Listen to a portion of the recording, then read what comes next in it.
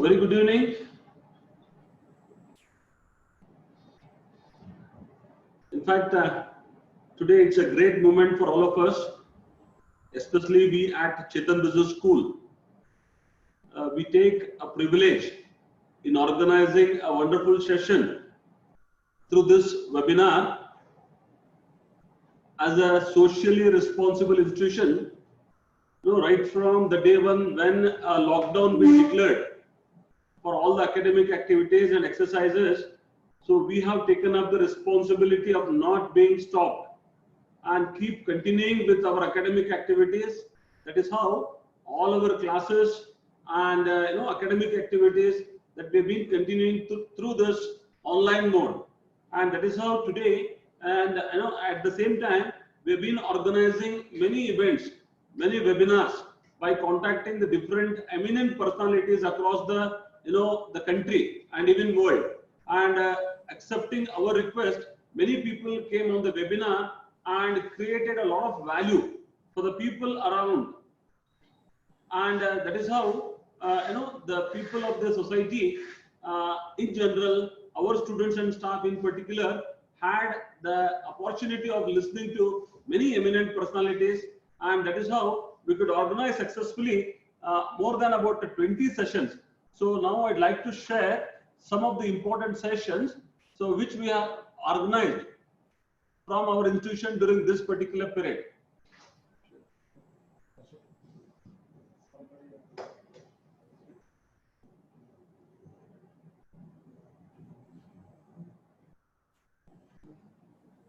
So for the information of the people who are logged in for the first time, so Chetan Business School is a management institution affiliated to Karnataka University, Dharwad, approved by the government of Karnataka and also AICT New Delhi.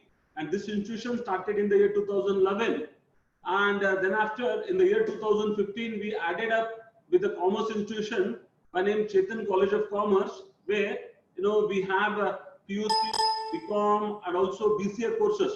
And during last year, GHRDC and that CSR magazine, together they conducted a survey online, and in this the Chetan Business School got emerged as 4th promising B schools in India. So at the same time, the BCA courses also being rated by this GHRDC, where we got emerged as 10th B school, 10th ranking B school at all India level. This way, the Chetan Business School or Chetan Group of Institution is committed for the quality education. And since last 4 years, we have 100% placement for the students of our institution. That is how we are carrying forward. Even now, during this period of lockdown also, the placement activities of our Chetan Business School has been continuously taken up, where the company has been invited to conduct the placements on online mode. So, we are very proud that we have used the technology at the right time in the interest of the student community as well as in the general interest of the society. So now, just have a look at the various activities, special events being organized by Chetan Business School during this period of lockdown. So the lockdown started somewhere on 22nd of March, and on 9th of April, we had Mr. Deepak Shetty, who is a retired secretary to the Government of India and Director General of Shipping. And he has addressed on the issue that is crisis management, how the government machinery works in such a situations. And after that, we had another eminent personality, Professor Pradeep Khandwala, who is a former director of Indian Institute of Management, Ahmedabad, and who spoke on the topic managing civilizational excellence. That is on 12th of April. Then on 21st of April, we had Dr. Anand Pondurangi and Dr. Aditya Pondurangi, who spoke on the topic implications of lockdown on mental health of the students and role of parents. And on 23rd April, we had Professor Mukund Dikshit, former professor of Indian Institute of Management, Ahmedabad, and he addressed on colloquium of case teaching during COVID-19, times and beyond, and imperative opportunities and destinations. And on 2nd of May, we had Chartered Accountant Nataraj Murshalin, who spoke on a nurture the future, a very interesting topic. and which was very encouraging for the young minds of our institution as well as the invited students. And we also had a session from Professor Prashant Yatgiri from TAPME, how to achieve excellence in academics. That was the topic chosen by him and address on that. And also we had on 29th of April, Dr. Murugesh Patan Shetty, who spoke on Koti Vriksha Abhiyan in the Vijayapur district, a social project. So that was also one of the interesting sessions for all of us. And on 5th of May, we had another session by Professor T.V. Rao, former professor of Indian Institute of Management, Ahmedabad, sapling to forest journey of HR in India. So that was also important topic in the field of HR. And on 8th of May, we had a session from Dr. Arundhati Kulkarni, overview of intellectual property rights in India. And on 12th of May, we had a session from Professor Mukund Dikshit again. It was conducted by the former professor of Indian Institute of Management, Ahmedabad, case teaching to case rating and publication. He spoke on a topic where the faculties can start developing the cases. So it was literally a workshop for all the interested faculties. So it was again very helpful for the faculties in developing the cases in their area of research. And on 19th of May, we had another eminent personality, Professor Abraham Koshi, who is also a former professor from IIM Ahmedabad, and he spoke on marketing at present situation and from early days to the present days, how the marketing situation been changing. And we also had a session from Anand Kotabagi, Insights into the Management World Today. It was also one of the important topics for the young minds, young managers of our institution. And also that is on 12th, on 6th of June, we had another session by Professor A.K. Jain, who is also former professor from IIM Ahmedabad, who has taught for about 45 years in IIM Ahmedabad and who held a topic on customer, COVID and strategic management choices. So that way, these are the various topics being conducted by the different eminent personalities. And today we have with us again the various people from the KLE's Institute, KLE's Dr. Prabhakar Kore Hospital, and where, so I should be thankful.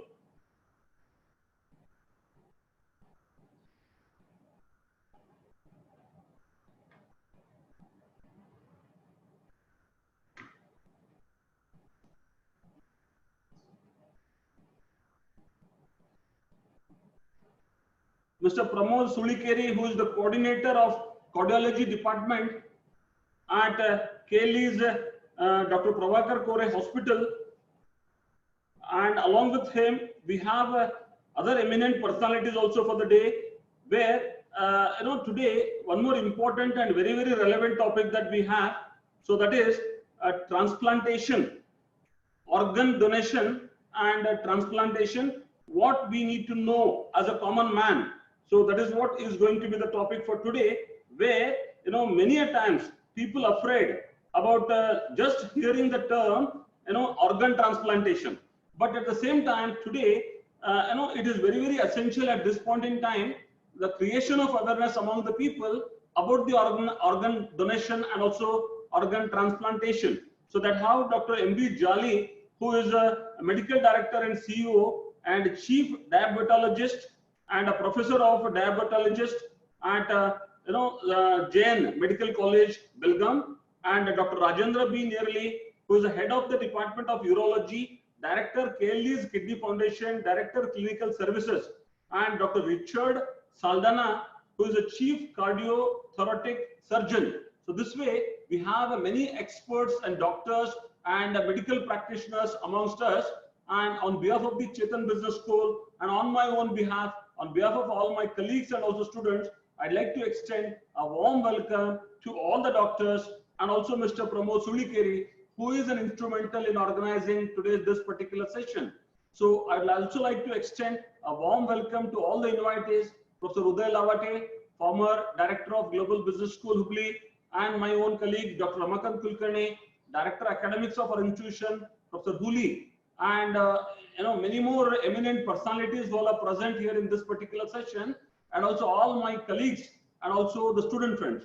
So now I request Mr. Pramod Sulikeri, the coordinator of cardiology and organ transplantation department at KLE's Dr. Prabhakar Kore Hospital, to give us a brief introduction about the speakers on today's occasion. Sir, now it's over to you, Mr. Pramod Sulikeri. Yes, thank you. Good afternoon, Korvi sir. Good afternoon to you.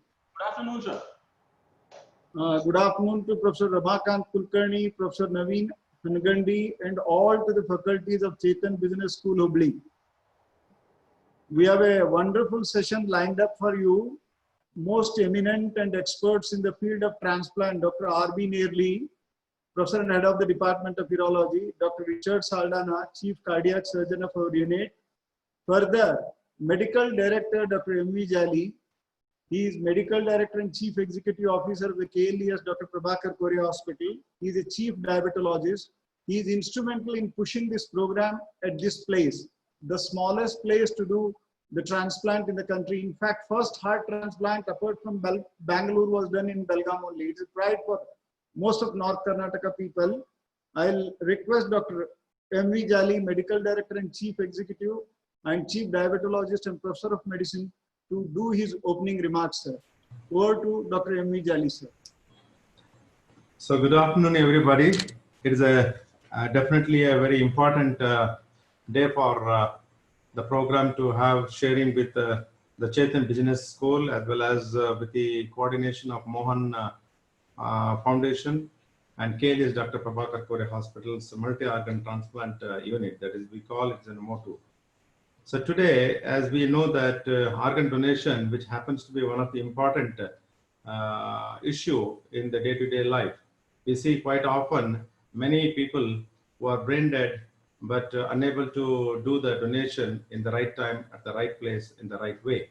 For this, we have contemplated to know about organ donation and what we need to know about it, in especially about this important program in our Karnataka state.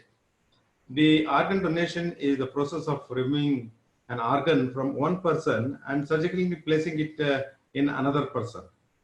And of course, a liver, kidney, pancreas, heart, lung, bone marrow, intestine, even cornea and the middle ear has been added of late.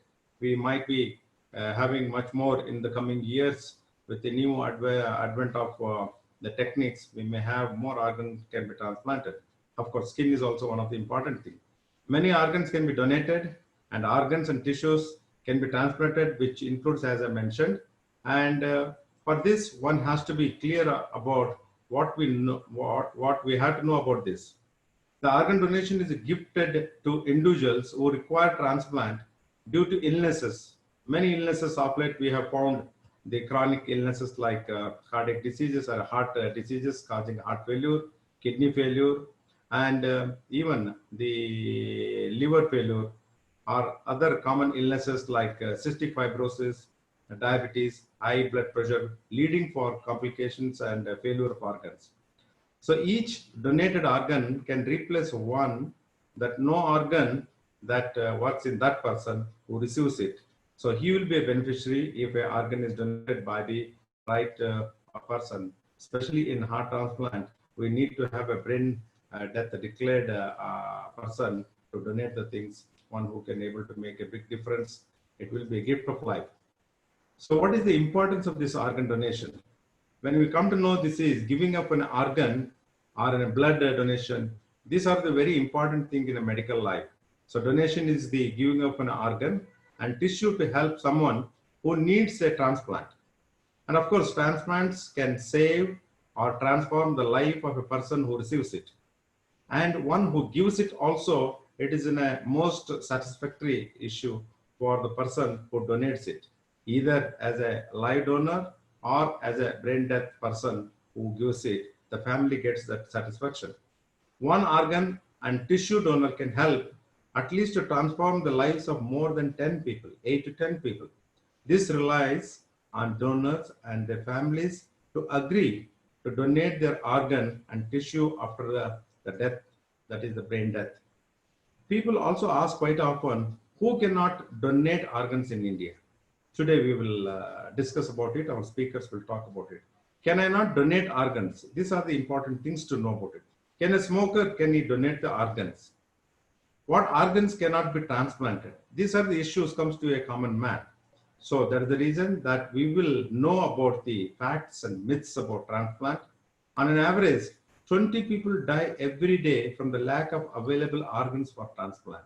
There is a big list in many of the metropolitan cities. There are a lot of road traffic accidents happens.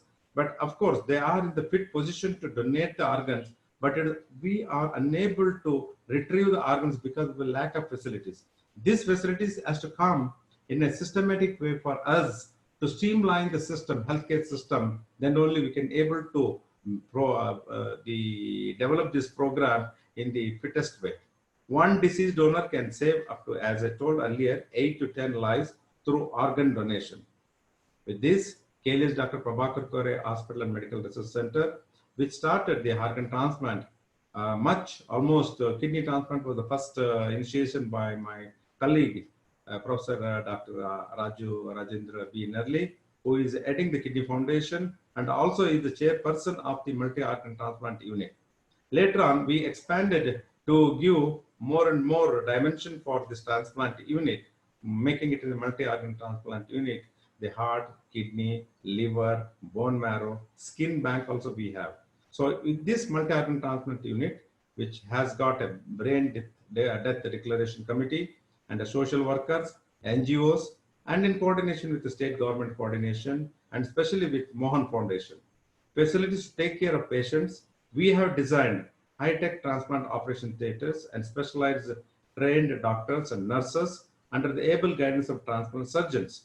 We have a heart transplant surgeon, Dr. Richard Saldana, who did the first heart transplant in our hospital almost nearing 3 years ago.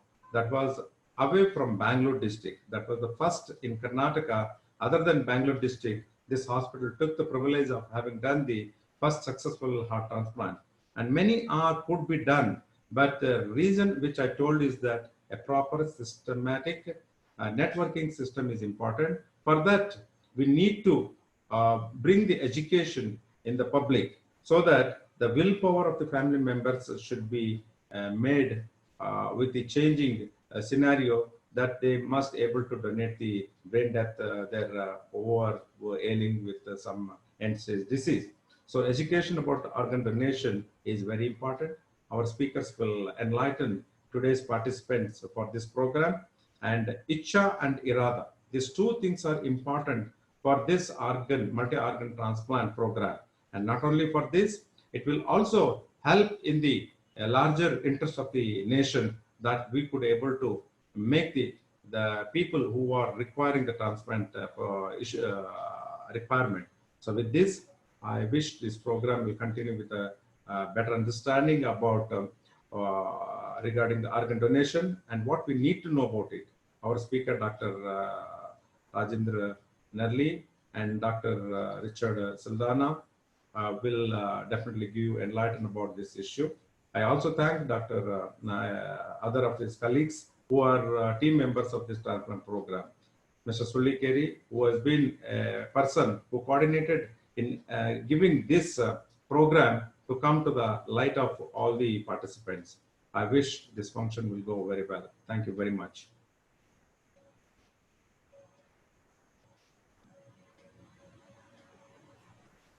Thank you very much, Doctor, for your initial remarks and wishing this particular session a grand success. So now I may request Pramod Sulikeri to take up forward, or who's going to speak up? Is it Dr. R.V. Nerli? To him. Yes. I'll introduce about him. Yeah. So now it's up to you, sir. Thank you. Thank you so much. Before I introduce Dr. R.B. Nerli, Mr. Sridhar Hanchinmani, the director of Mohan Foundation, Chennai and Bangalore is joining from Bangalore. Purushottam Pawar and Mrs. Meera Suresh, Federation of Body and Organ Donation, Mumbai, they are also joining.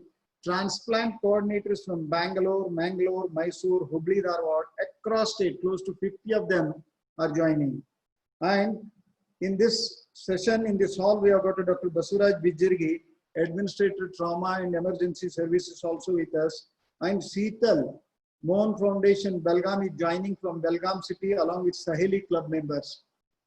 Thank you. Let me introduce Dr. R.B. Nerli, the first speaker of today's program. Dr. R.B. Nerli is the Chief Urologist and a renal transplant surgeon at our KLES Dr. Prabhakar Korea Hospital. Dr. Nerli completed his MS from prestigious Jawaharlal Nehru Medical College, Belgaum.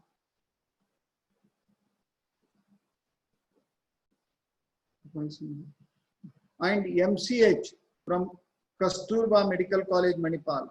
Dr. Nerli pursued his PhD in biochemistry and MBA in healthcare services from National Institute of Business Management, Chennai. Dr. Nerli has published over 270 research papers, and he has added chapters to few of eminent urology books, textbooks. Dr. Nerli is a renowned urologist and a renal transplant surgeon, and most of his research work is concerned to societal importance. Hereby, I hand over Dr. Nerli. Good afternoon, everyone. First of all, let me take this opportunity to thank the Chetan Business School for having initiated this program. Today, I shall be talking or sharing a few of my ideas regarding organ transplantation. And since I'm a urologist, it will be with a special reference to kidney transplant. Now, all of you must have heard about transplant. As already has been defined, transplant is a process wherein surgically an organ is removed from one person and transplanted into another person who requires it. All of us know about blood donation.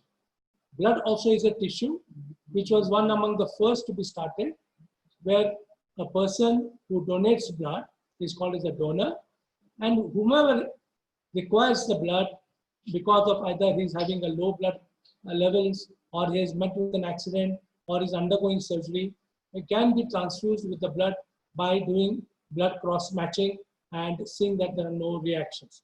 So this is the simplest form of organ transplantation, that is blood transfusion and blood donation. Now, transplantation is not a new concept. In our mythology, both the Indian mythology as well as the Greek mythology, there are many instances wherein transplantation has been well established. Now here is Lord Ganesha, the Lord of wisdom and knowledge. We all know the story of how Ganesha got his elephant head. During one of the excursions when Lord Shiva was from Mount Kailas, Parvati Devi was having a bath, and for the excess of the soil which she removed from her body, she made it into a small toddler and gave life to it by putting or shrimping some water from Shiva's legs. And she gave instructions to Ganesha that be seated at the gate and do not allow anyone inside the house. Lord Shiva came back from his travels, and there he saw Ganesha sitting there at the doorstep. Ganesha prevented him from entering the house. Lord Shiva became angry and he chopped off the baby's head. Parvati soon came out and she confronted with Lord Shiva, saying that, why did you do this? And Shiva, realizing his mistake, ordered his subordinates to get the head of the nearest of the animal that they see the nearest. The baby elephant was seen, the head of the baby elephant was chopped, and Lord Shiva transplanted the head of the baby elephant onto Lord Ganesha. This is how Lord Ganesha got his elephant head. Now, as far as kidney is concerned, we all know that kidneys play an important role in our well-being. Kidneys act in short like a filter. They filter away the dirty material which is produced in our body because of the various catabolic and metabolic activities which occur in the body. And these are expelled out. These dirty or waste products are expelled out in the form of urine. The kidneys also perform various other functions, that they maintain the water balance in the body, they maintain the electrolyte balance in the body. They are responsible for secreting hormones such as erythropoietin, which maintains the blood levels in the body. They also secrete hormones such as renin, which is responsible for maintaining the acute blood pressure in the body. So in short, kidneys perform a life-saving function in the body. But however, in some patients or in some people, the kidneys slowly start losing the function, and then they start becoming chronically ill. And this condition is called as chronic kidney disease. We have a huge number of people who are suffering from chronic kidney disease in India as well as in the world. It is said that nearly 160 to 232 people suffer from chronic kidney disease per million population. That means at any given time, there are millions of people all around the world who have or who are suffering from chronic kidney disease. Now, what does happen to these patients with chronic kidney disease? Now, since the function of the kidney is lost, they are not able to maintain their water balance. So that's why their feet start swelling up, the face starts swelling up. Since the kidneys are not secreting erythropoietin, these patients become anemic, they look pale, and they have a very low blood count in their body. Since the waste products are not excreted, these waste products gets accumulated in the body in the form of creatinine, and that's why this patient does not have a good appetite or a good digestion. So in short, a patient with chronic kidney disease is ill, all the time ill. So what do we offer? As doctors, we offer them one of the ways is by doing dialysis. Now dialysis, as you can see here, is a machine which is outside the body, and this dialysis machine helps in filtering the waste products out as to what's similar to that of what a kidney does inside the body. But however, for dialysis, the person has to go to the hospital on a regular basis. Many of these patients require dialysis sessions every second day or every alternate day. Each session lasts for 4 to 6 hours, and only one day the patient is comfortable. Again, after 48 hours, the patient becomes symptomatic to his chronic kidney disease. The other alternative to dialysis is obviously to do a kidney transplant. Put in a new kidney so that this person's kidney function will go on as normal and he is off the hospital list. Now this process, surgical process of kidney transplantation, as you all know, is removing a healthy kidney from a healthy donor and then transplanting it into a person who requires this transplantation. Now this process, surgical process, takes place after a number of ways which the patient needs to be forward. He needs to undergo various tests. The donor as well as the recipient needs to undergo tests, and if it is legally permitted, then only the hospital can carry on with the renal transplantation. Now, as you all know, the Indian Transplant Act or the transplantation in India is guided by the Human Organs Transplantation Act, which was passed by our Parliament in the year 1994. This was in response of the number of illegal transplants which were happening in the country.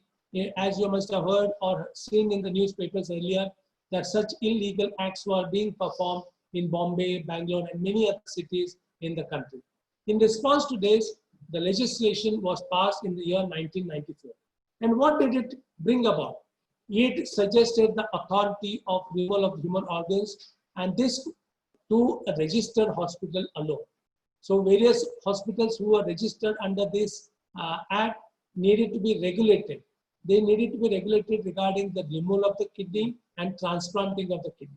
Similarly, storage of the kidney or other human organs were also defined by this Transplant Act. An appropriate committee was to be installed at every state level, maybe at one place or two places, depending on the size of the state, who would take or define as to how a transplantation can be done and if it was a legal transplantation.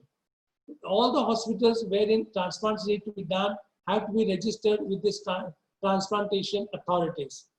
And if there were offenses, then obviously these people needed to be penalized, or the hospitals, the license needed to be revoked in such cases.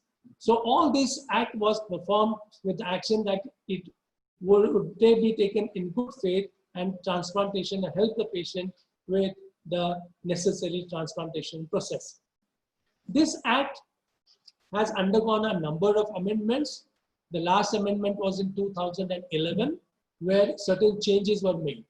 But apart from the changes, amendment of the act, the rules were also amended in 2008 and later on in 2014. Now, this transplant act defines a donor. So donors can be of two kinds. One is a live person who wishes to donate his organs, then he is called as a living donor. Now, living donor is a person who gives one of his her organs for transplantation. Now, who can give this kidney? Now, the legal process says that the living donor should be a family member or a close member. And the definition of a family member as per the Transplant Act was parents, children, brother, sister, and the spouse. Apart from this, a living donation can also be done by a stranger, such as a friend, or someone who is interested in the well-being of the patient who is having this kidney problem. The other kind of donation is called as disease organ donation, or the disease. This has been one which was accepted in 1994. A disease organ donation is the process of giving an organ or a part of an organ after the patient has had, after the donor has had a brain death.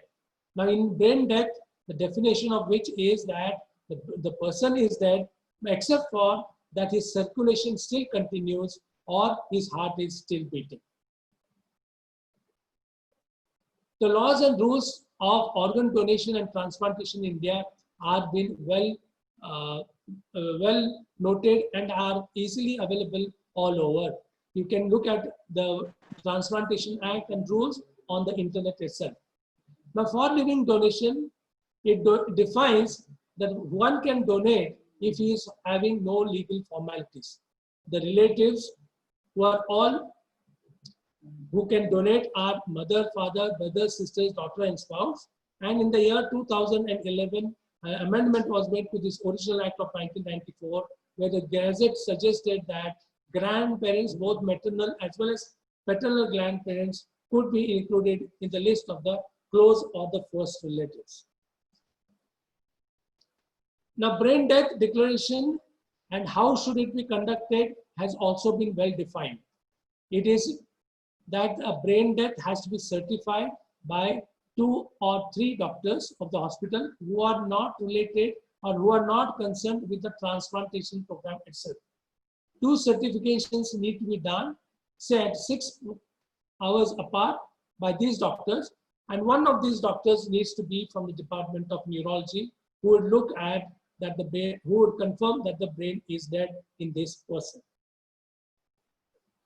Now, in spite of all this act, in spite of the act which was done in 1994 and its amendments, but there has been a severe shortage of the donations or the donor organs available for transplantation.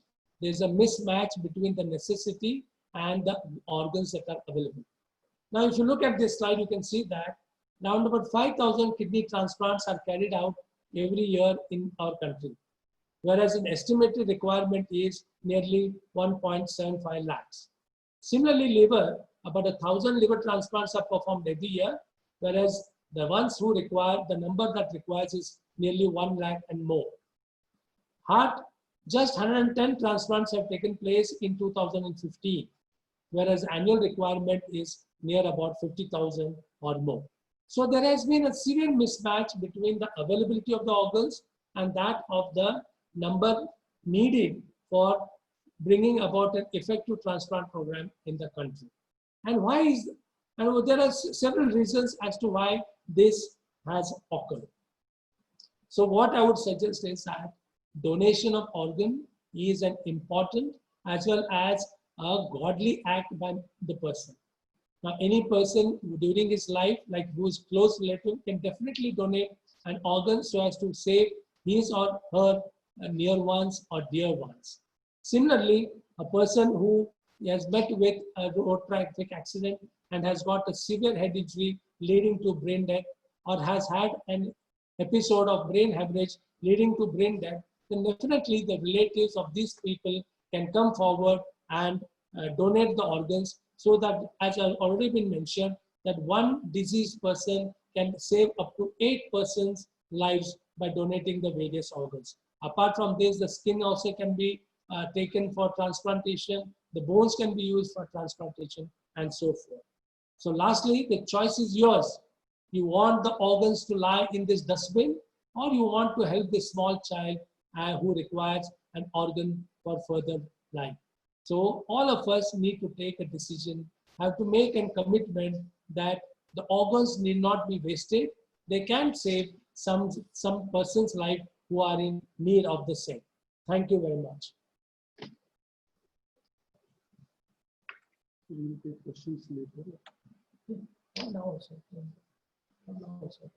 Questions. Sir, good afternoon to you.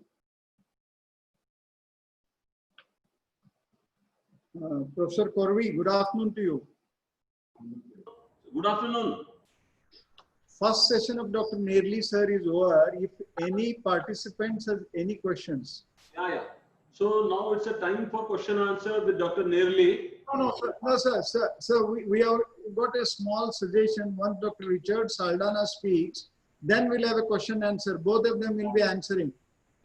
Both of them will be answering. Now, Dr. Richard Saldanha will be introducing, sir. Thank you so much. Thank you, sir. Okay, sir. Thank you.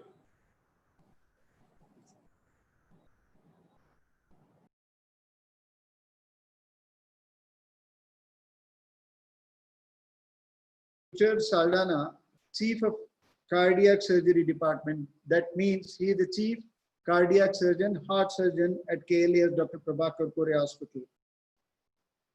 He started his career in cardiothoracic surgery at Perambur Hospital, Chennai, under the mentorship of Dr. K.M. Cherian in 1983. Dr. K.M. Cherian is a well-known cardiac surgeon.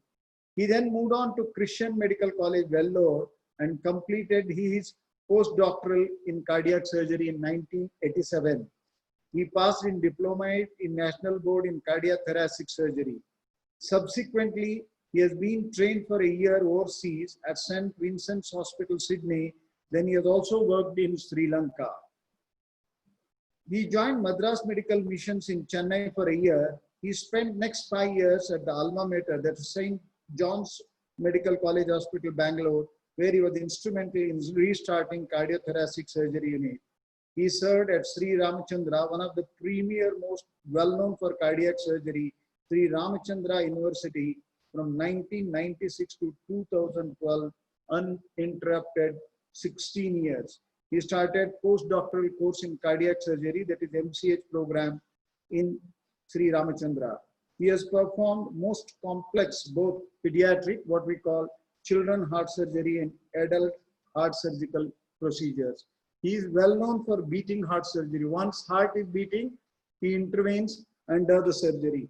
During 32 years in cardiothoracic surgery, he has performed over 12,000 cardiac surgery procedures. He joined KLAS Dr. Prabhakar Kore Hospital in the year 2016. Annually, we perform close to 1,000 cardiac surgery. Here I present Dr. Richard sir. Before I say, at the end of the session, there is surprise waiting for all of you. One of the guests will be joining from Bangalore. That we'll discuss later once the question and answer session is over. Thank you, sir. Thank you. Here I present Dr. Richard Saldanha, who performed first heart transplant at KLAS Dr. Prabhakar Kore Hospital about 2.5 years back. Thank you, sir.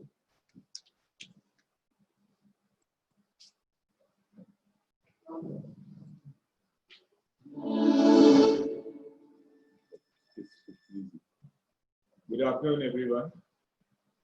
My presentation being 2 parts. The first is a little about brain death and a little about heart transplantation. I'll start it with a small clip and end it with a small clip.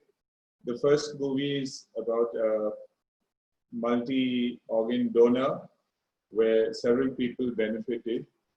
The reason for showing this movie is that tomorrow it could be you or me. So whenever you think about organ donation or transplantation, remember we are not the exception. It could be one of us tomorrow. So if you start looking at life like that, I think it'll make a difference. Can you start?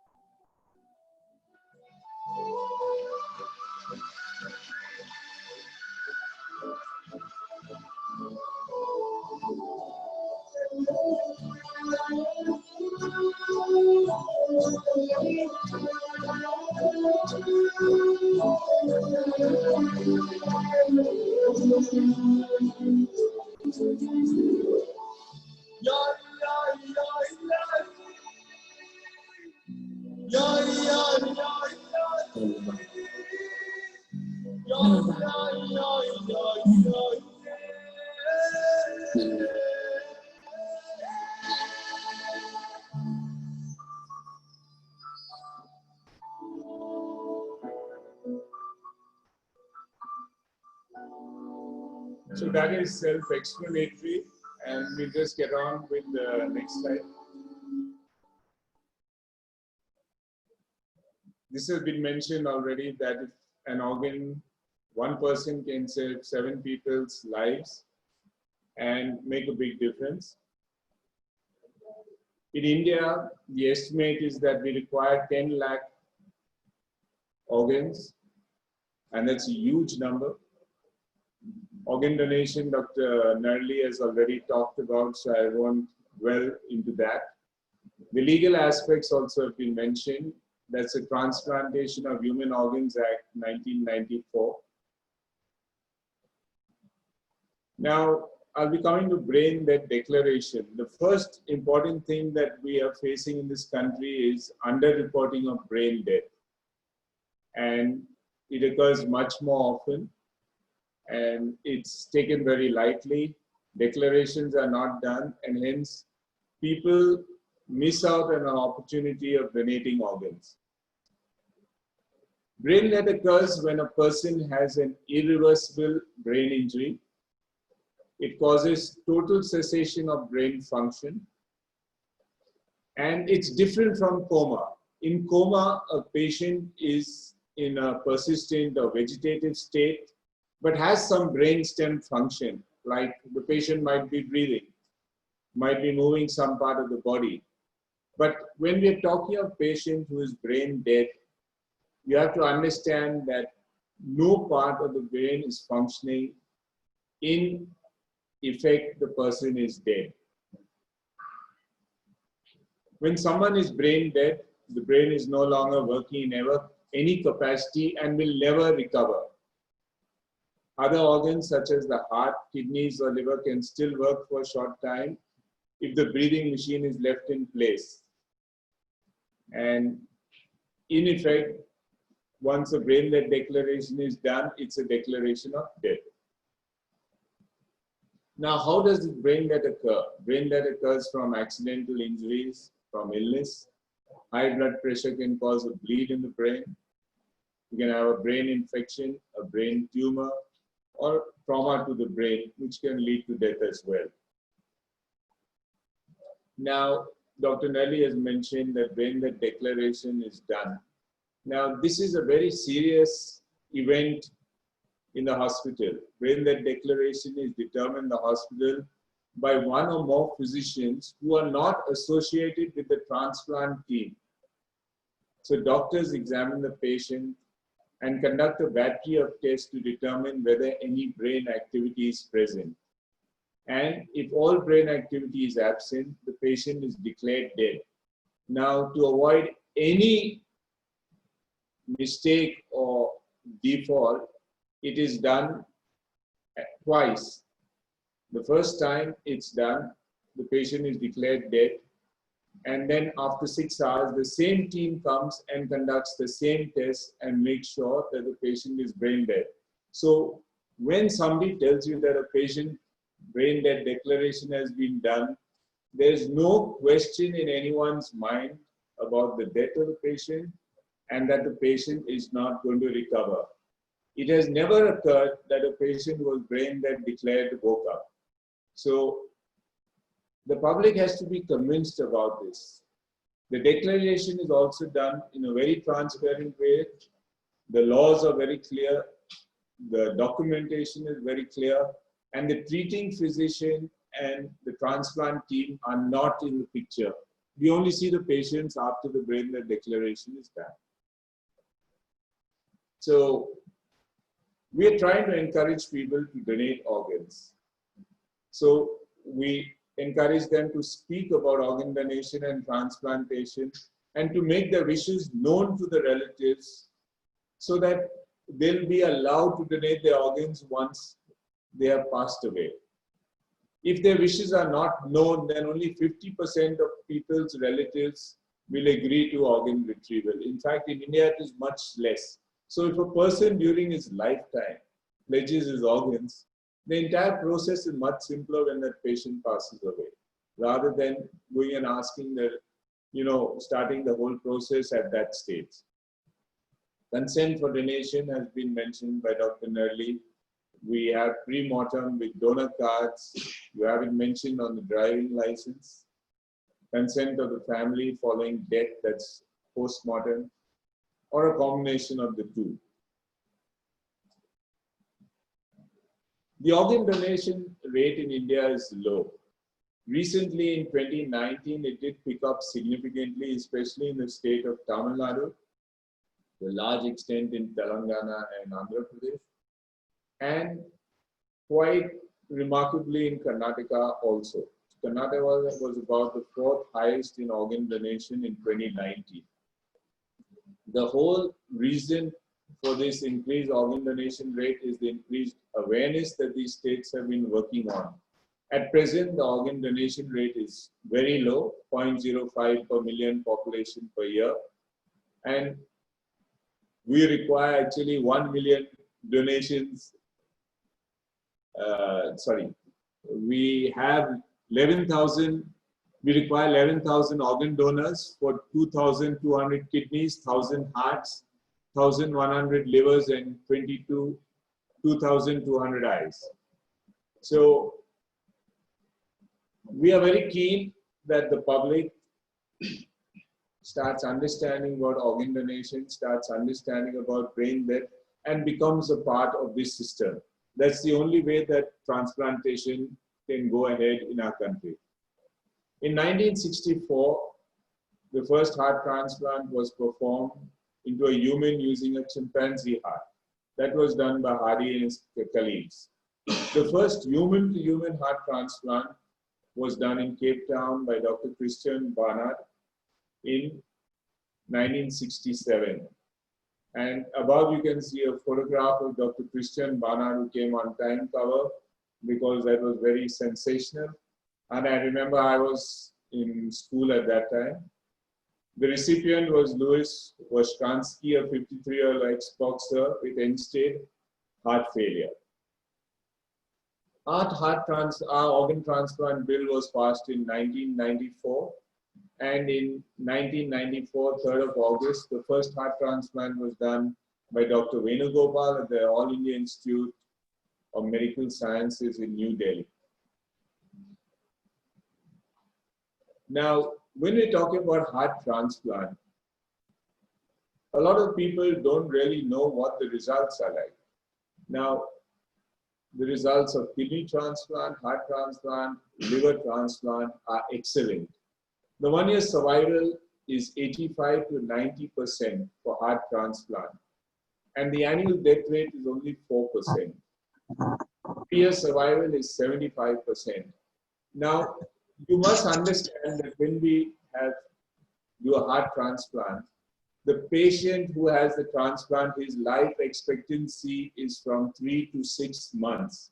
So if he's has a 90% chance of living 1 year, and a 75% chance of living 3 years, and a lot of them live 5, 10, 15, 20 years, it is something worthwhile doing.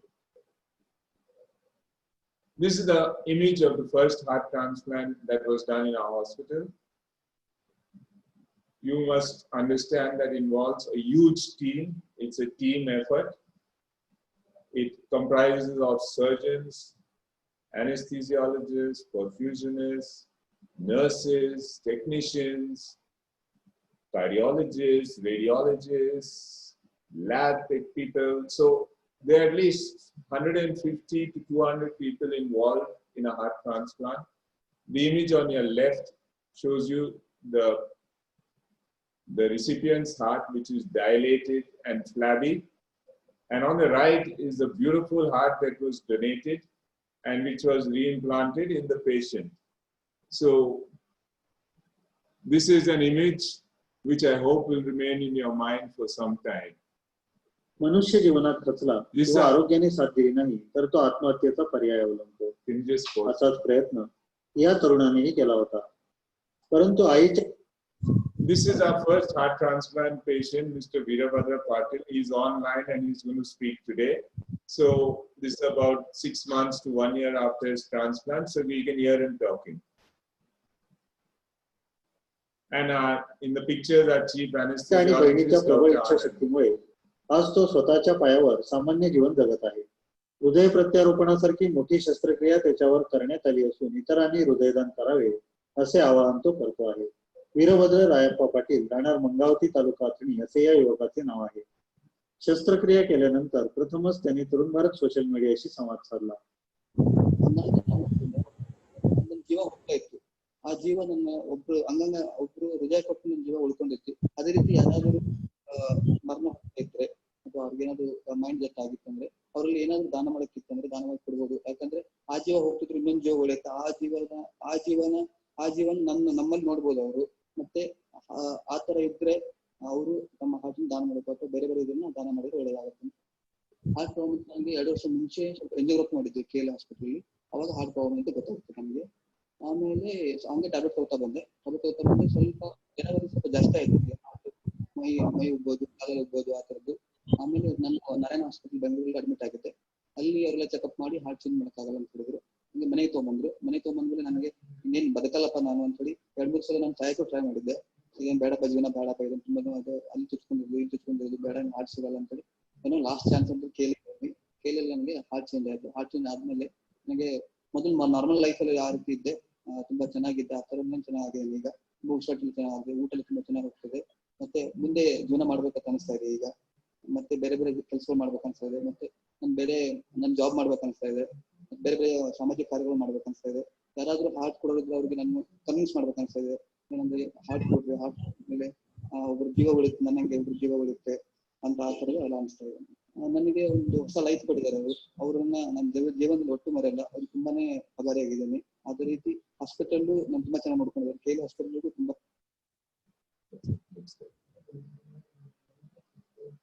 So to conclude, heart transplant is an established procedure in India today. It has good early and late survival. There are a large number of patients with heart failure in our region. And KLE Hospital has fully trained professionals and a team to conduct successful heart transplants. And the most important thing is that teamwork is essential and teamwork works.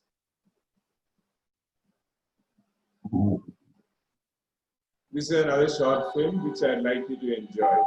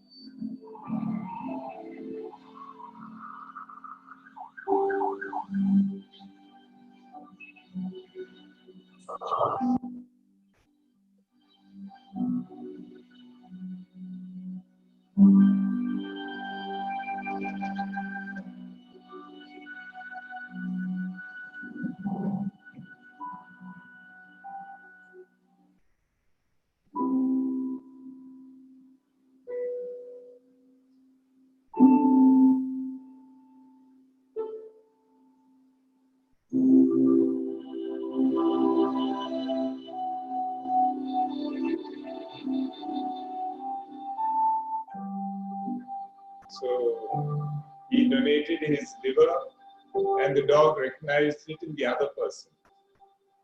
Thank you.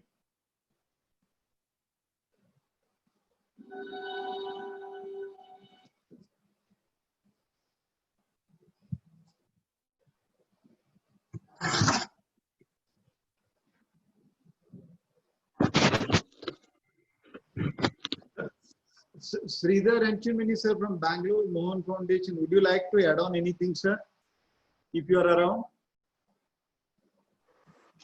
Thank you, Pramod. It was a wonderful opportunity to share the important information. Professor Nelly and Dr. Richard had done a wonderful job.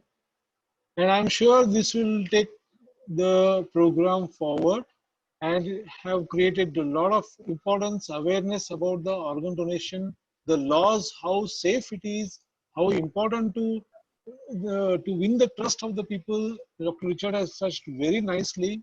Thank you very much. If any questions are there, I'm ready to take it up. Now, Dr. Nerli, sir, and Dr. Richard, sir, are there. It is a very complex, advanced medical science to bring into your notice and make you understand. It is absolutely difficult. It looks so easy in 1 hour. It takes months and years of hard efforts to put in place the transplant. All the participants, any participant, then we'll introduce to Veerabhadra Patil, who has undergone first heart transplant at our hospital. He is joining from Bangalore. Purushottam Pawar, sir, are you there from Organ and Body Donation Federation, Mumbai? Purushottam Pawar from Organ and Body Donation Federation, Mumbai? Yes, I'm there. Sir, you would like to add anything, please? He is the one, before I say something, Organ and Body Donation Federation, Mumbai has got senior citizens, the most experienced, and the elite club. They have walked all along from Nasik to Belgaum. Sir, you can share those experience in a brief time, then we will have an interaction, sir. Thank you so much, sir. Thank you. Yeah, in organ donation, the main hurdle is awareness. People are not aware. And if awareness is there, then there are no facilities. In remote areas, there are no hospitals, there is no transplant facility is not there. But this is a vicious circle. Each one depends upon the other.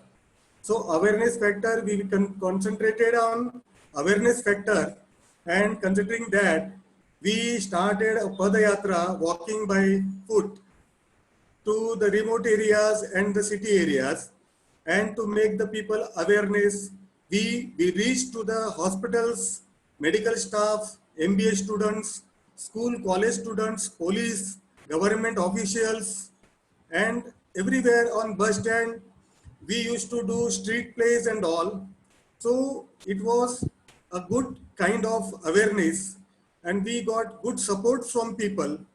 We had 4 Padayatras through our federation, and one was from Nasik to Nagpur, second was from Mumbai to Goa, third was Mumbai to Tuljapur, and now Nasik to Belgaum. We got good support from KL Hospital and Belgaum also, Karnataka also. Now we are planning to go to Gujarat and Rajasthan, and we are planning to reach to for the awareness all over in India. We expect, because now people are coming forward, because now we are seeing that the awareness factor is very essential, and that is why we are concentrating on awareness factor. So thank you very much for organizing such a useful seminar, and all the best to all you. Thank you. We wish you all the best and good health. Before we'll take question answer, then we will have a last round of talk with Veerabhadra Patil for a few minutes. Dr. Nerli sir and Dr. Richard sir both are available for any one of the participants to raise the questions. Please. Thank you. Very good evening to all the panelists. In fact, I'd like to share my own personal experience as far as organ donation is concerned. And as an individual, I've been donating blood right from my, the moment when I become major, 18 plus, from my school days, college days. And till now, about more than 30 times I've donated my blood. And at the same time, it was a dream of my mother, who passed away in 2013, and she wanted to donate her organs. And at that point of time, we were in shock. But till then, to fulfill her wish, we could donate her eyes. And that was a great experience for all of us at our family. In fact, it was a very hard decision to take at that part of time. But till then, we all stood in the interest of the society. We wanted to become a role model. That's how we have done that. And we are, at this point of time, we feel proud ourselves. We have taken a right decision at right time. And I have some suggestions for the blood, eye donation, eye banks over here. I said that when the person declares something as his wish to donate, maybe his body or something like that, why don't you put up one frame in their home to recall and remind the people of the family. So this is the thing to be donated by so and so person in case of his death. Anyway, you are issuing some certificate, but that can be displayed in the home. And at the same time, when you take, eyes, that's what, eye, because I am very familiar with that. So we have been regularly conducting eye camps, blood donation camps in our institution. So I've been suggesting the doctors of the eye bank, why don't you donate one, board when you're going to pick the eyes from the body of the deceased person. So you can mention, okay, my eyes are alive, even though I am dead. One board. So that it may inspire many more people who are visiting to the house of that, the people at that point in time. So this way, we have to create a lot of awareness among the people. Anyway, after death, either the body is going to be buried or burned. So now how well we can be useful for the society even after death. So that can be, that awareness has to be created at the different levels.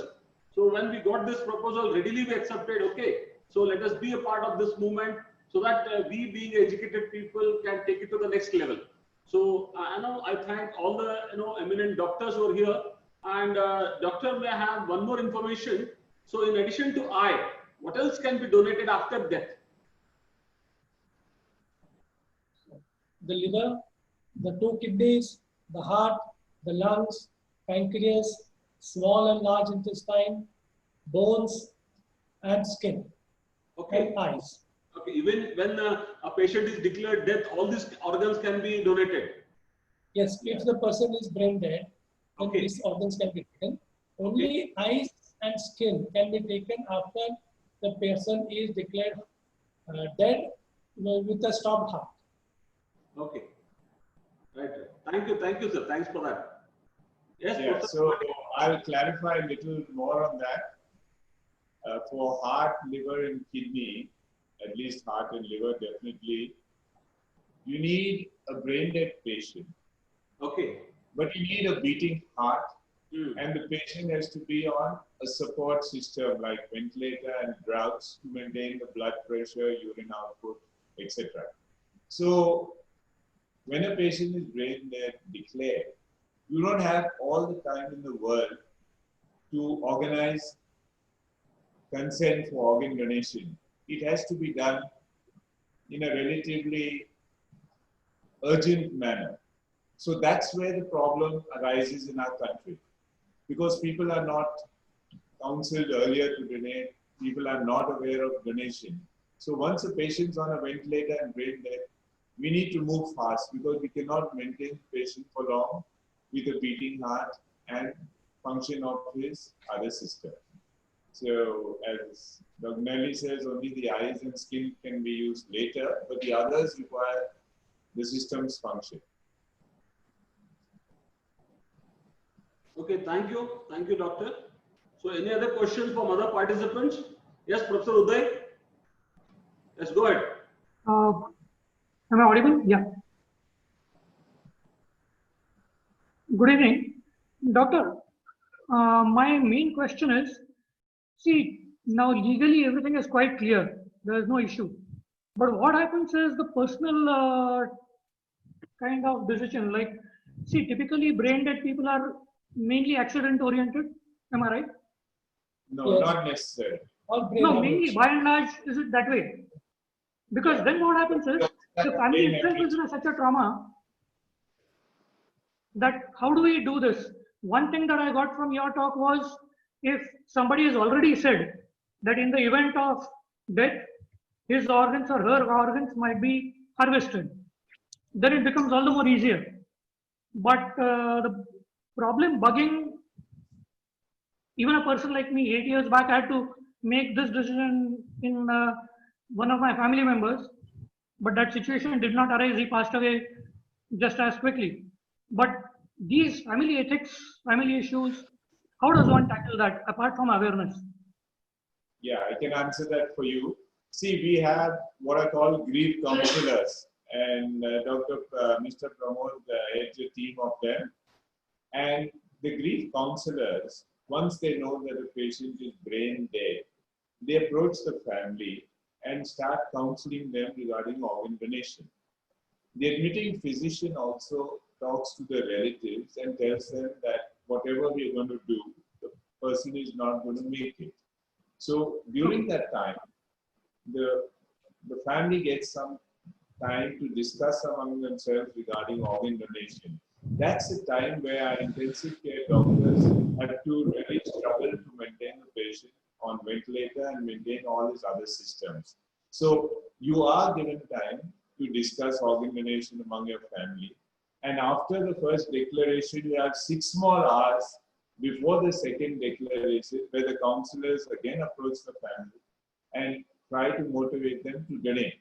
So nowadays, if a person has made his intention clear that he wants to donate his organs, there's a gap of 6 hours between the 2 declarations and plus at least 1 day to 12 hours to 8 hours where the person is sick and counselors start talking to the family. So we do have a team that talks to the family to make the path smoother for everyone, especially the family. Because the family goes through 3 phases. The first is denial, that this can't be happening to so-and-so. Absolutely. Second is anger. Doctors are not doing enough. Why did this happen? This, that. I'm going to take action. I'm going to report. And the third stage is acceptance. So you need a team of counselors to talk to them, to see them through these 3 phases. And I'm sure that all of us, sometime or the other, will go through these phases when we lose near and dear ones. Absolutely. And the 3 phases which you said, I think I passed through those firsthand. So I think you're right in doing those. But maybe I think more and more of awareness programs like these are going to help. Thanks for the observation.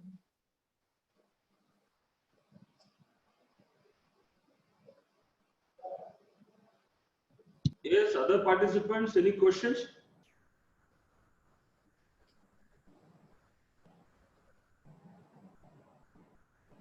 Just to add to Dr. Richard's points, Sridhar, yes, we at Moon Foundation conduct a training program for counseling services, and which we have been doing for last more than 2 decades.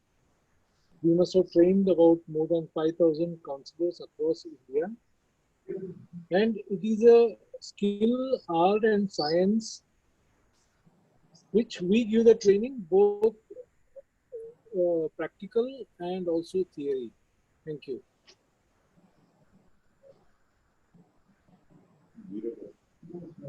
Right. So I have one question to the doctors. Whereas, if suppose anybody wanted to donate their organs, is there any system that they should register with, your transplantation center or something like that, keep you all informed? How will you do in case of the eye donation? Yes.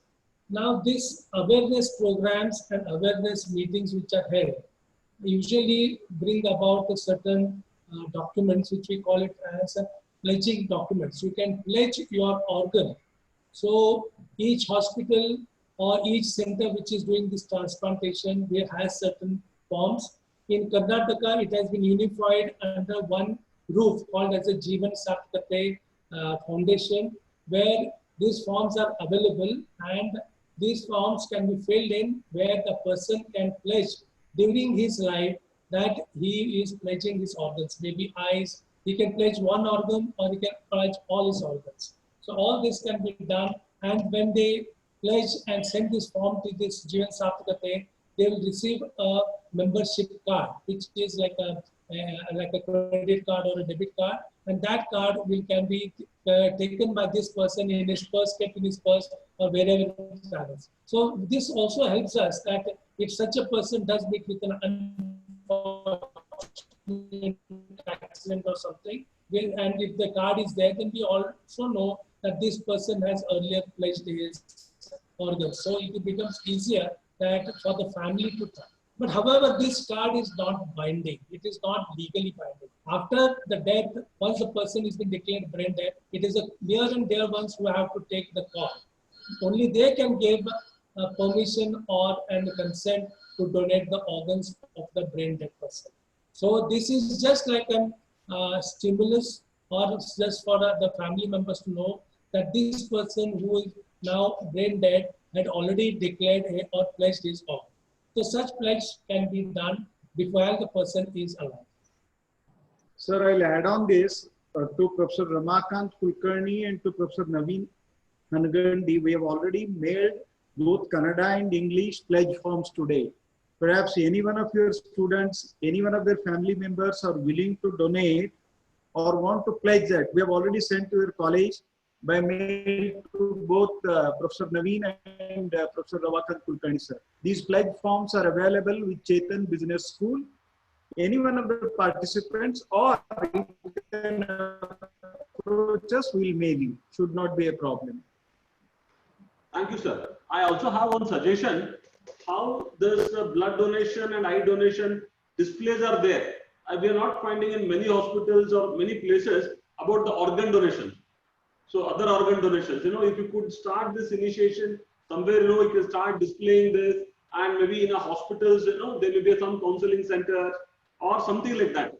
In many hospitals, if you could open this kind of centers, I think there may be some volunteers, who can take up, and how we do it in case of the blood donation, eye donation. The same thing can be done as a movement. It can be taken up as a movement for this organ donations also. Dr. Vishwanath Korve, this is Dr. Jan. I would like to share something. You can hear? Yeah, sir. Definitely. So we have a lot of educative pamphlets and also slides And even we projected some of the slides in the cinema theaters, a very big this one regarding the organ donation, especially when we initiated our multi-organ transplant program. So as a business school, you could able to share your, HR with our hospital, so that at least your students can participate in getting first to know about this program, and then share this program with, share this idea of education, the transplant motiveness with other people when they go out of the school. That is one. You can definitely take these advertisement programs or whatever the booklets, which gives a lot of posters we have that can be shared with you. And they're all in the video format, they're all in slide format. They can be shown in your schools, especially you can distribute in your business schools. One more thing is that the pledge forms are for all the organs. It's not necessary only for the eyes. But if you pledge your organs, all the organs can be donated. Yeah. Yes, Professor Dixit. Yeah. Am I audible to you? Yes, sir. Yeah. My question is, suppose a person has pledged the body to an institution. Is there a separate need to say have heart should be taken, brain should be taken, etc., or is it's okay when the whole body is donated? Now, if the person is brain dead, then the relatives can decide as to which organs can be donated. The relatives if the patient, which please. organs can be taken up. I see some families would want only to donate the heart, or some families would like to donate only the kidneys. So in that case, the opinion and the option of the family members does matter, and only those organs are harvested which are consented by the family. But if the person is completely dead, means like say if he's all the organs have failed completely, then and if he has pledged his body, then obviously the body is taken by the institute where he has been where he has donated. Many of these bodies are taken for the anatomy dissections. Thank you. Thank you. I will add one more thing. Only awareness is necessary. The person who is willing to donate his entire body after his natural death, if he happens to die brain death, in that case, their family members or next kin can take a decision to donate the live organs. If the person is dead due to brain death, in that case, the solid organs can be donated. If the person dies due to natural death, in that case, only to cornea, the eyes, skin, and the total body that can be donated. So in that case, if the pledge form is formed, filled or not, it is not essential. Only the consent of family members is essential. Thank you. Doctor, one question from me. I am Ramakant Kulkarni. Can I pose the question? Yes. Doctor, is there any precondition that before somebody donates the organ, he should be healthy, free from diabetes, free from sugar, free from blood pressure, must not have gone any surgery prior, mustn't be on any medication, something like that? Yes. As far as life donation is concerned, the person who wishes to donate, like to his close relative, obviously undergoes all the tests. He undergoes a test to see that he does not have any of these major infections, like like viral infections, HIV, and so forth. Secondly, he himself does not have a disease which may lead him to further complication. Like say, if a person wants to donate one of his kidneys to his relatives, it should not happen that he himself will land up with renal failure afterwards. So in that case, all these things are taken into concern. The person is investigated in detail so that even after his donation of his organs during his life, that he will not have any severe morbidity after donation. So such care is always taken, and it is always necessary that we have a healthy donor. These tests are always done. One more question. Now you gave a very nice statistics of requirement versus availability. Apart from the lack of awareness, how are the cultural and religious issues are a challenge for you? Cultural and religious issues, are they barriers for Yes, sir. Cultural and religious barriers are there. I'm sure you must have heard of certain groups who do not wish blood transfusion. You know, they reject blood transfusion. So similarly, these groups also reject donation of the organs. In some religious beliefs, they feel that if you donate your heart, in the next life you will be born without a heart. So such beliefs are there, certain myths are there regarding relations, regarding donation. And we have to counsel these people, get them to see the right side of this one, and convince them that these myths which are there are not true. Thank you, doctor. Thank you. Any more Sir, questions from the participants?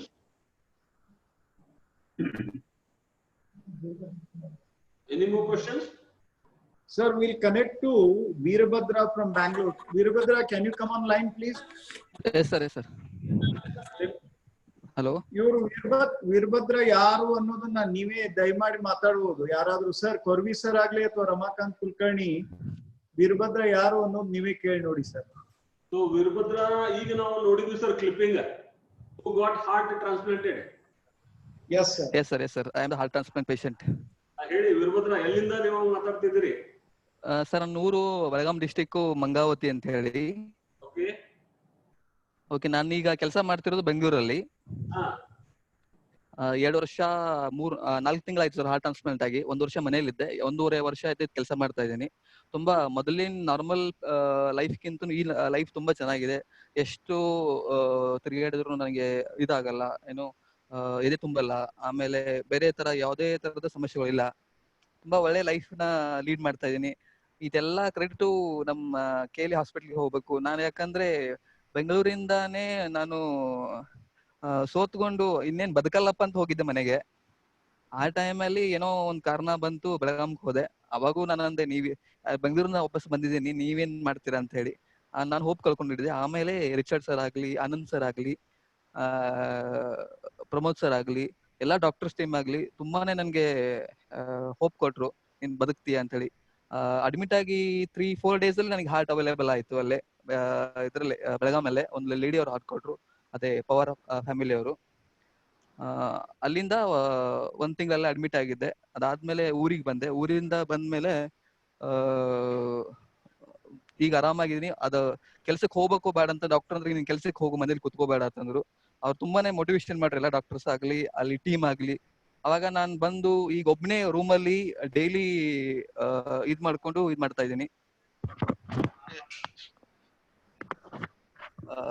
ತುಂಬಾ ಚೆನ್ನಾಗಿ life ನ lead ಮಾಡ್ತಾ ಇದ್ದೀನಿ sir ಈಗ.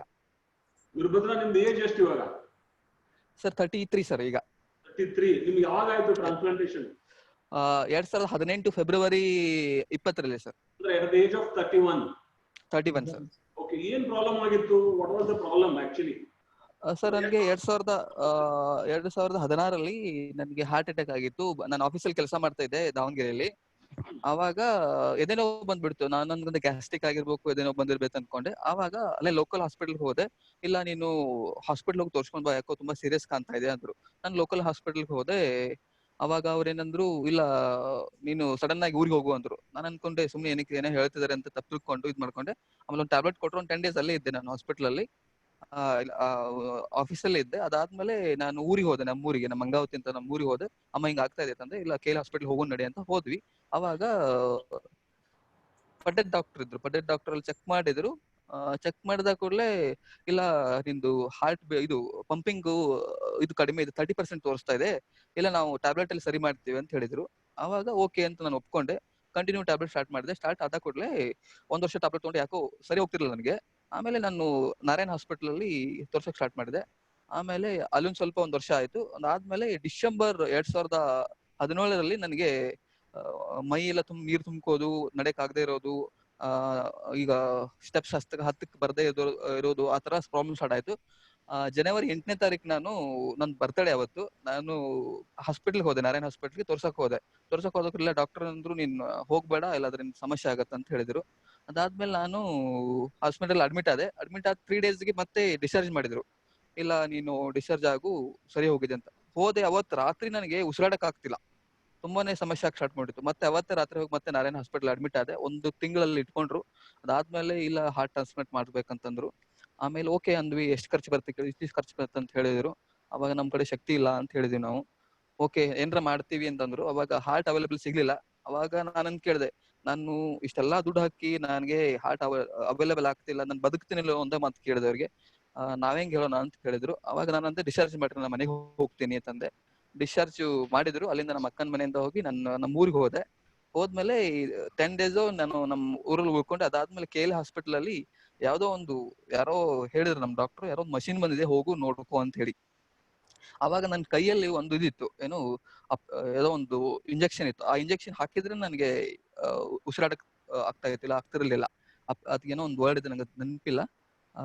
ಆವಾಗ ನಾನು KL ಹಾಸ್ಪಿಟಲ್ಗೆ ಬಂದಾಗ ರಿಚರ್ಡ್ ಡಾಕ್ಟರು, ಆಮೇಲೆ ಅನಂತ್ ಸರ್, ಆಮೇಲೆ ಇವರು ಮೋಹನ್ ಸರ್, ಇವರೆಲ್ಲರೂ ಚೆಕ್ ಮಾಡಿದ್ಮೇಲೆ, ಇಲ್ಲ ನೀನ್ ಮನೆಗೆ ಹೋಗ್ಬೇಡ, ಇಲ್ಲ ಅಡ್ಮಿಟ್ ಆಗು.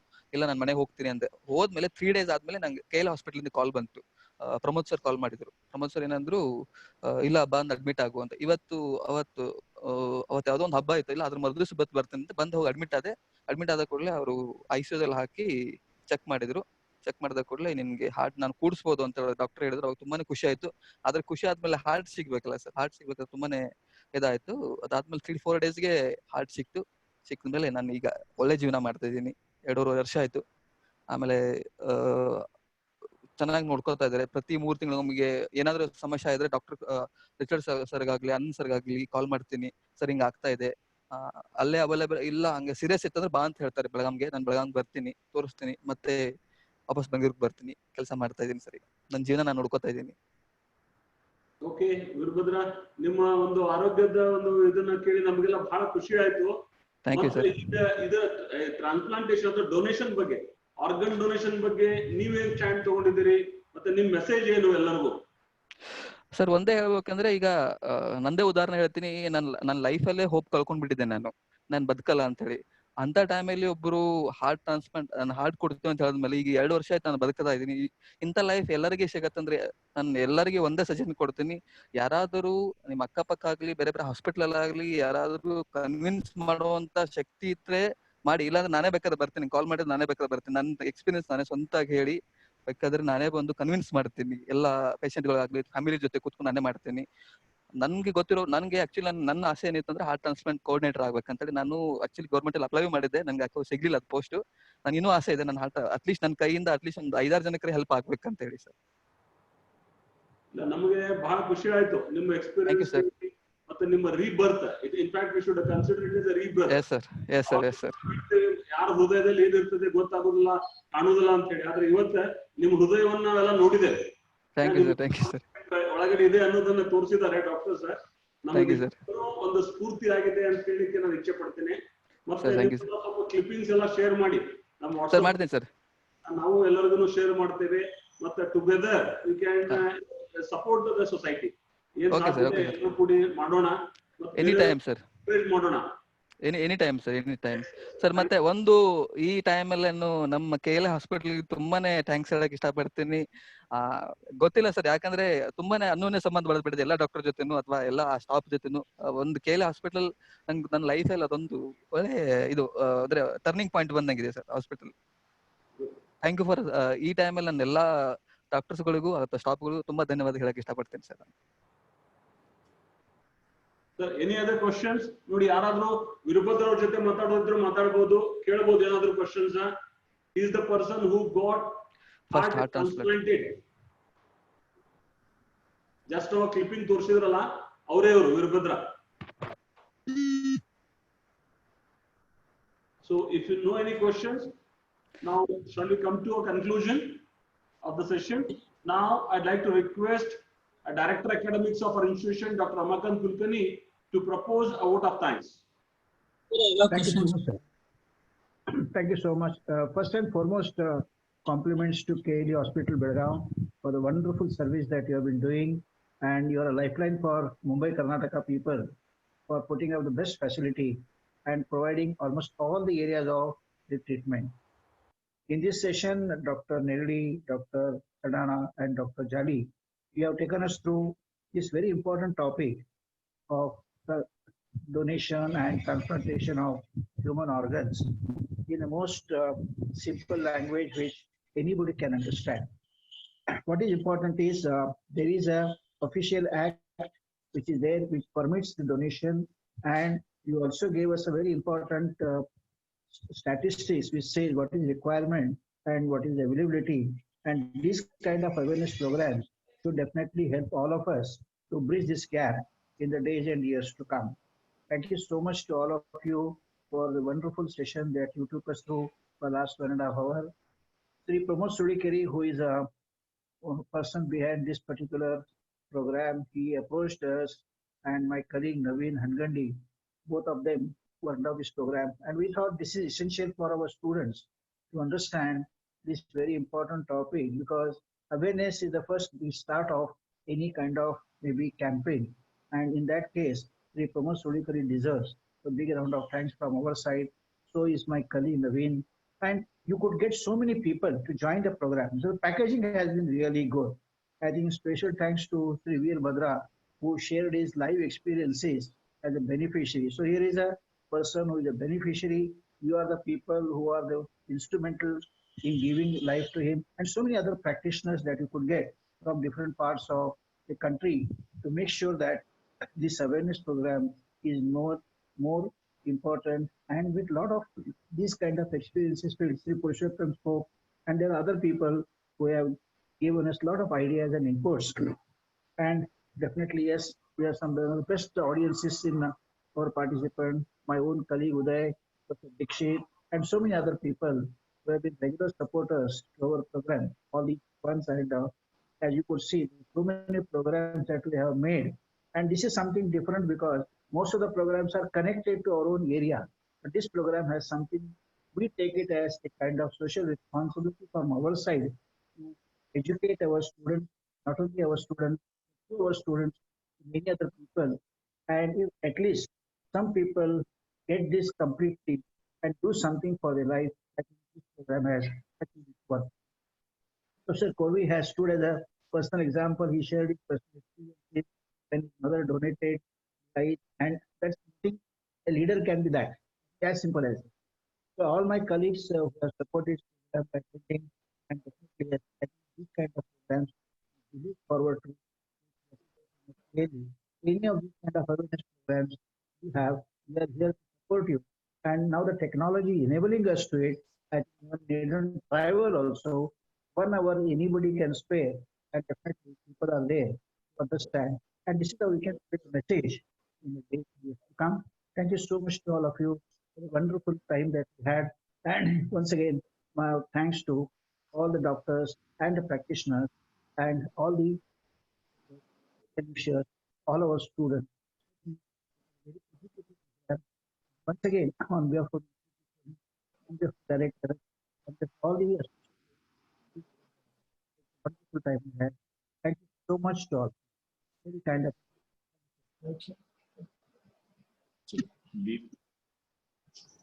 Thank you very much. Thank you, everyone. Yeah.